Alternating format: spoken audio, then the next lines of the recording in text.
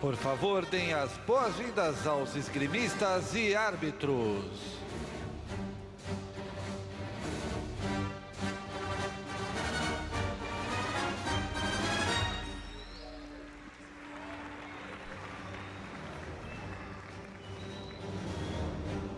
Well, ladies and gentlemen, welcome back to Karaoke 3 in the Baja Olympic Park here in Rio de Janeiro for the final of this men's épée Grand Prix.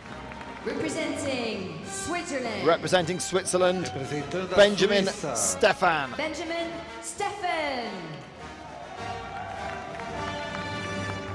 And representing He defeated Ukraine. Anatoly Heri of Ukraine in the semi-finals, and he will be facing Bogdan Nikishin The from referees Ukraine. For this final are Regis Trois de Avila, Juan Liendo, The referees, Michael Pariev, Regis and Trois David Alvia Chaxé. from Brazil and Juan Liendo from Venezuela will be the video referee. Referees, you may start the bout. So we have Switzerland against Ukraine. Lining up on the left-hand side of your screen, the Swiss Bенjamín Stefan.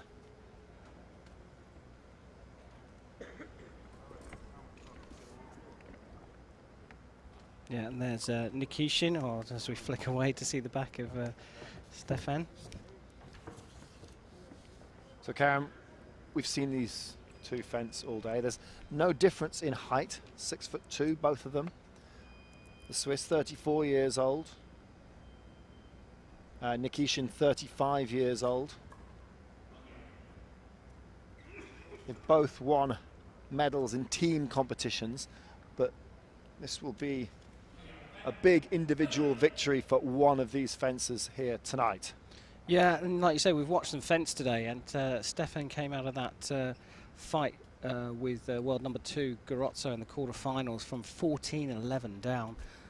Gave him the momentum to go into the semi-finals, and I backed him to win that, and he did go on and win it, but it was an incredibly tight fight. Nikishin also fencing superbly well, but for me, I just favour the Ukrainian ever so slightly here. He is he's the complete package, great footwork, great tactician, and executes perfectly when needed.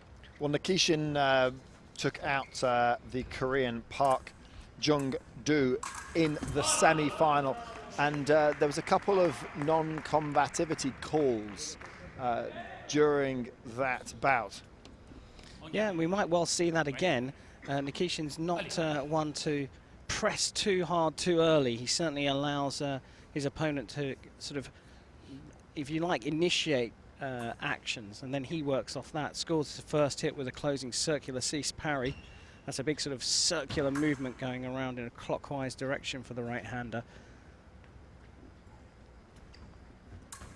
Oh, nice there, feint to the high line, and Nikishin went for the circular cease parry. He saw Stefan going down to the leg, to the low line, and tried to create an octave parry, so essentially going around in a circle in an anti-clockwise direction and then coming back round in the circle with his sword in a clockwise direction, but wasn't fast enough to block out the attack.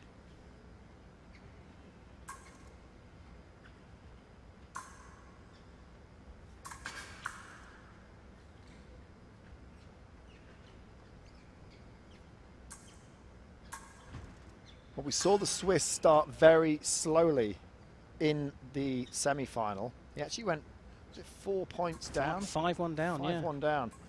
That's when you accused him of having more holes than Emmental. I then said that there are other Swiss cheeses with holes, and I said that Gruyere was one of them, and I stand corrected. Thank you for pointing that out on the comments page.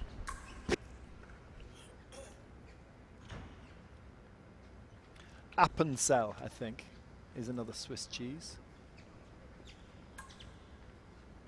There's of course the sprints as well. This is kind of like hard, like Parmesan. Have you been doing cheese research in the break? And then, of course, there's raclette and, and fondue. Well, as a skier, I'm sure you know all about the raclette and the fondue. I've spent my fair time in Switzerland. And talking of the Swiss, Steffan's from Basel, which is kind of on the crossroads. It's on the Rhine, very close to Germany, not too far from France either. And it's kind of on the northwest border in the Aargau. I'm going to probably get more comments through. I think it's in the Aargau canton of Switzerland.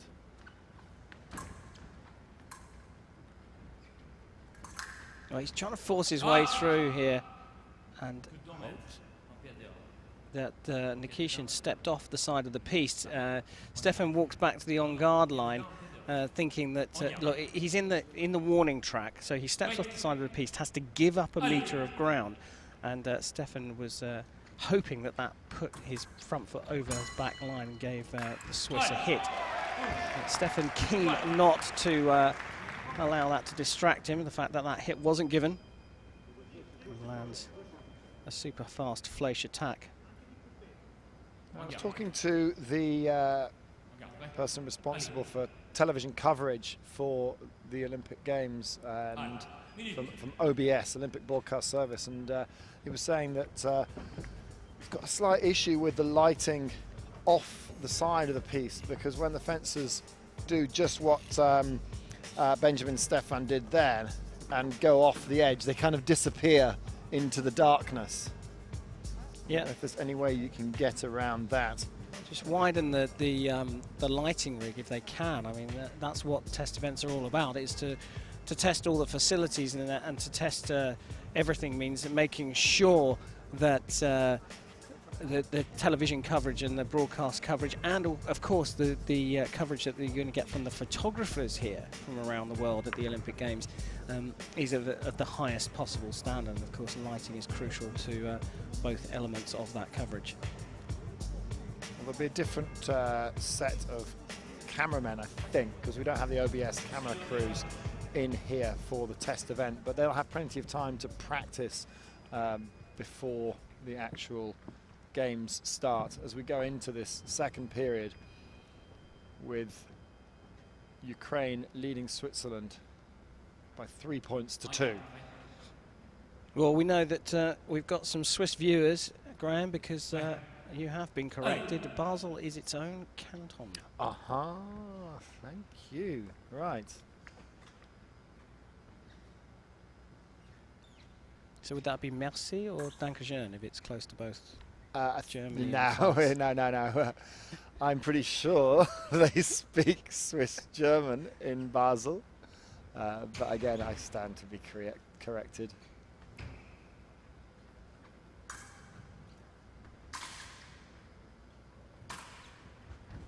Here, Nikishin again, like in the semi-final, happy to be sitting on his back line, and Stefan going for a flash attack from a bit too far out. Nikishin trying to steal a few centimetres of ground. And I think he's been successful there. He's definitely come forward half a metre or so from where he finished, and no setup from Stefan for that hit. He didn't prepare, and Nikishin just went for his bog standard circular cease block out. I'm not going to move out of the way. You can try and barge through me. Strong fencer. Took a bit of a knock there.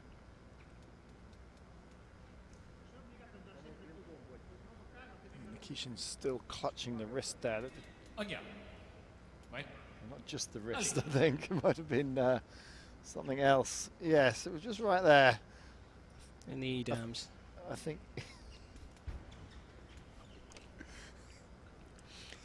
Yeah, that's one way of calling it.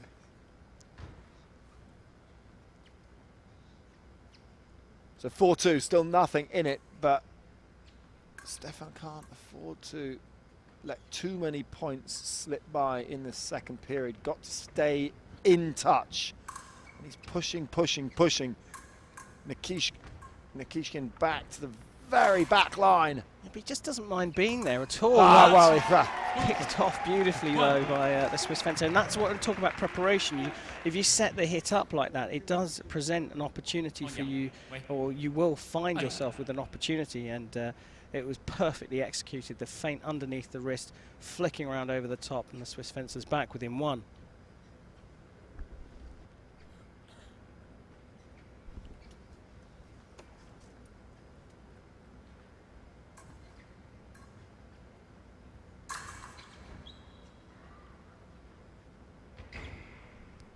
A mini change in tactics from Nikishin, pushing a little bit before retreating to where he feels most comfortable. And again, look, no setup from Stefan, and lured into an attack from too far out by Nikishin. He just closed the distance. You watch here, he just steps in, draws the attack, a quick step in, draws the attack and comes around the top of it, closing out. Really nice opportunity to talk over a replay there as well. Gives us a great chance to explain what happens at light speed. Well, that was Nikishin's turn to attack, and it failed really.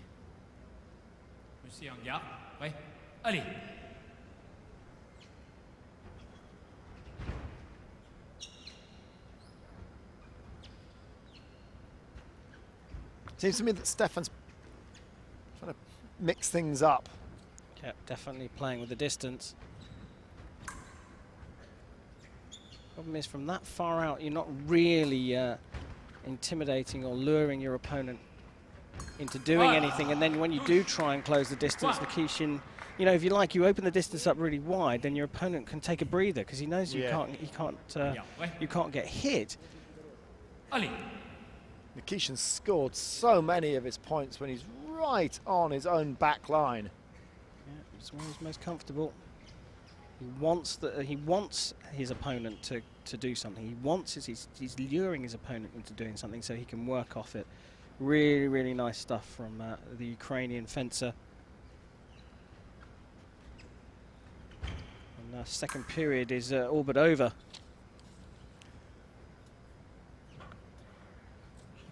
Well, that's it. 1 minute break. And Swiss is by no means out of this competition. He is very much still in touch. But what does he need to do to close the gap and seize the initiative going into the third period? Right, well, his slight issue is that Nikishin likes his opponents to come on. He likes his opponents to instigate something, and he then likes to work off that. So, being 2 hits down, his problem is that he does have to initiate, he does have to push. But what he must do is he must prepare, he must take his time, because when he's prepared, that's when he's been most lethal, that's when he's scored most of his hits. I don't think playing around with the distance to the extent that he was in that second period, opening it so wide that you knew that neither fencer could hit each other.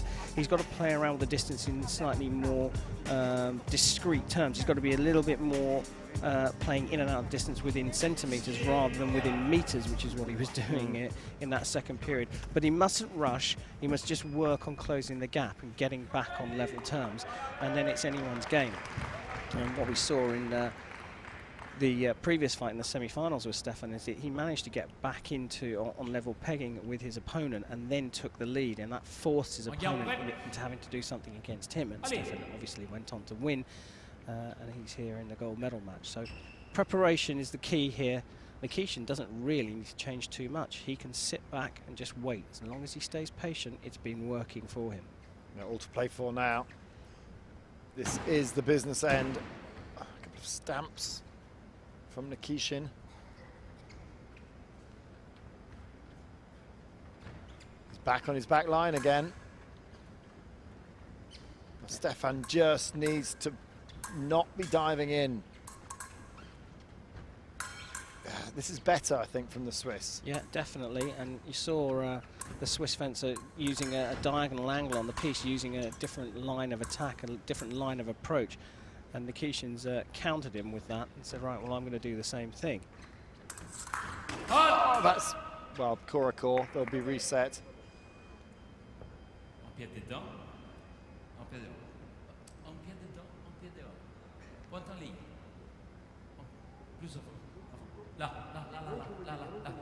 Referee trying to set them back up again.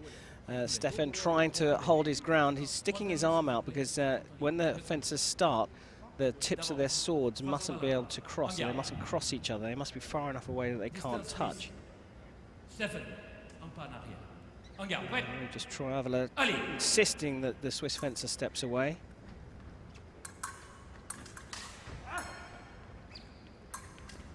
A minute gone in the fight, no hit scored, but the fencers are definitely going for it. Just Troyavela not calling for non-combativity, and Stefan just stepped too close to Nikishin. Well, yeah, that Stefan wouldn't want non-combativity to be called, would he, right now at 4-7 down? No, definitely not. I mean, at the end of the day, he's got a minute and 50 seconds. I suppose you could say a non-combativity minute at this moment in time would make no difference. But he has got himself a little bit of extra time to make a mistake, and in that case he did, because a double was scored. He needs to get this gap down, and he needs to get it down pretty quickly. Can't wait till there's 30 seconds on the clock and there's still 3 hits in it.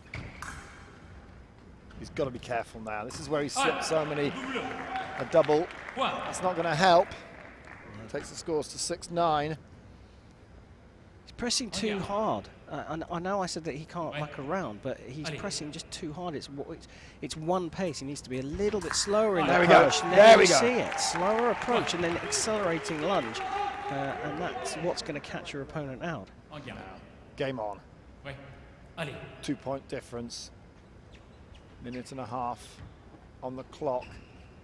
It's better from Stefan, slowing down the approach. Now he's got to do something. He can't sit back. He's got to do something, because otherwise Nikishin's going to come onto him like that. Why has he called for a video replay there? What could we see there? We could see that he stepped off the piece, but Nikishin was off the side of the piece, but I think the hit had already come in. We had 1 foot on the piece, that's for sure. I think this hit will stand as a double. Referee comes back. Let's find out. Big one. If it's not, if it's a single light for Stefan. It's not, it's a double, but had that been a single light for Stefan, there would have been just 1 point in it.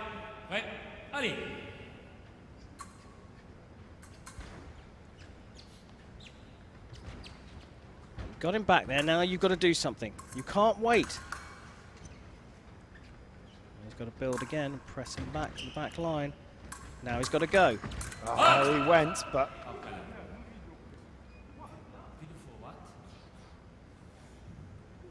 Cool. Now Nikishin's called for a video review here. What's that for? Pushed him off the back line. The referee had already called halt at that stage, though, so I don't understand why he would call. Maybe we can see it on our replay. Punching with the guard, perhaps. I'm not 100% sure.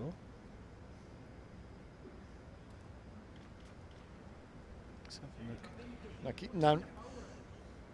The only reason that Nikishin would be calling for a video replay is to try and get some kind of card shown to the Swiss fencer.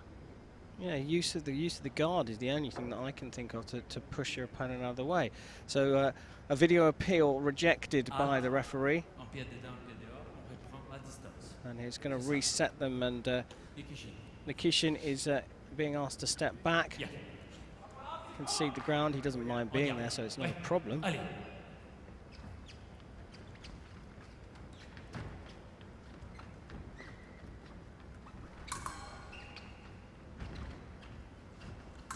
Clearly, you can see the frustration, because clearly Stefan was looking for that particular hit, a flick, circular flick over the top, and it failed. You see the action here, the flick misses and opens the door for Nikishin. Now with a 3-hit lead, Stefan is going to have to press, and he's going to have to go for it pretty quickly. Steps in with his arm back, and that is just no good. Nikishin's going to pick him off here. And Nikishin has got one hand on the Rio Grand Prix title, that is for sure. Yeah, Bogdan Nikishin from Ukraine, really in the driving seat now. Better though. Bенжамен Штеффен stepping in slowly, slowly, and then the fast accelerating attack. Draws a round of applause from the crowd. 30 seconds. 3 points the gap. Still got time. Oh, but if you step in, I can see what Stefan's thinking. He's doing a fake balestra lunge attack there to draw Nikishin in and then pick up the blade. But he failed to do that. And Nikishin going underneath his opponent's sword arm back to a 4-hit lead. Just like that. A cart flick across the body. In fact, I think that one landed on the upper leg. First circular seesaw, ceased flick, and then cart flick back across the body. 16 seconds left. He's got to go. Well, he's gone now. It comes down to it. 2 points the gap. 14 seconds on the clock. It's all or nothing for the Swiss now. Plenty of time, Graham. Press, press, press. He's got to finish though. He's got to finish. Went low. Oh, he missed. Now he's got to go and have his weapon checked for sure. I'm sure that looked like it landed. You see on the replay here. Oh no, he missed his opponent's leg. And now Nikishin is asking for support from the crowd here in Brazil. Well, 5 seconds left, 3-point gap. The Swiss is just going to have to charge. He does that, he picks up one. Not enough No, time. there's not enough time to score 2 points, and it does look like Bogdan Nikishin will take the gold, but wow, I say that. Ready, steady, go. That's what he's got to do now. 1.78 seconds left. If Stefan scores a hit as quickly as he just did, he can draw level. He's going to go after this like Usain Bolt. Go, go, go! Oh, he's not done it! Unbelievable. He slipped it! And Bogdan Nikishin.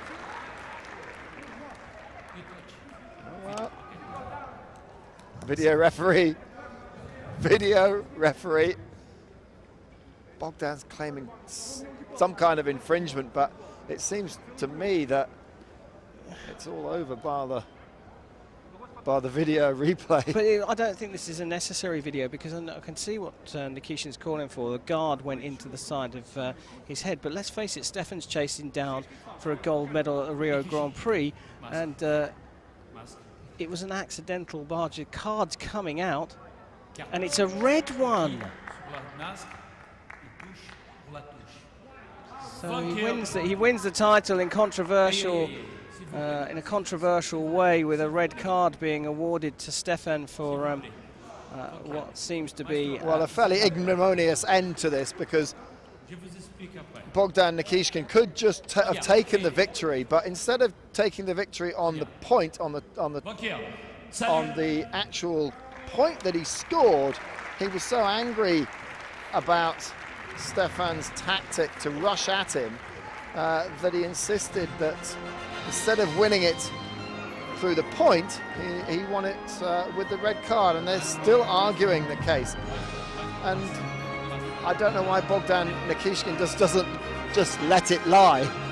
Yeah, I mean, I can understand the frustration getting hit in the face with the guard, especially if you thought it was the second time. You can say it was a bit unlucky, but you can see that Nikishin is clearly very upset about that. And you know, you're getting punched in the face with a guard. It is upsetting. But to be honest with you, he was rushing through Stefan to try and score a hit. He wasn't trying to punch him in the face with the guard. It was just accidental. But Bogdan Nikishin is the victor here in Rio. And they did shake hands. They did shake hands, and they did. It was slightly ignominious at the end, but Bogdan Nikishin has taken the gold medal, although I can't see them being best of friends when it comes to the medal ceremony. If you want to watch the medal ceremony, stay tuned, because we will keep the cameras rolling for that. And if you want to come back in 2 days' time, we have the World Championship team event. We're going to have the women's foil competition, Yep. Do we have a timetable for that? Is We that did available? have a timetable. I think I may have shown. No, here we go. So yes, the timetable in Brazilian time will get underway at 10:30 in the morning Brazilian time for the quarter-finals. The semi-finals will be at 1:15, and then we're looking at we're going to have a third and fourth place playoff at 4 o'clock in the afternoon, and the final of the women's team foil will be at 5:30 Brazilian time in Carioca Arena 3. And then on Wednesday, we've got the men's sabre world team championships. Quarterfinals at 10:15, semi-finals at 12:30, and then the finals at 4:15. All of those timings in Brazilian time. So thank you very much for watching. From Karen Bashir, final thoughts? Well, I'm not looking forward to going down and interviewing those two finalists. Part of my job is to go and pick up a few sound bites from them for the internet.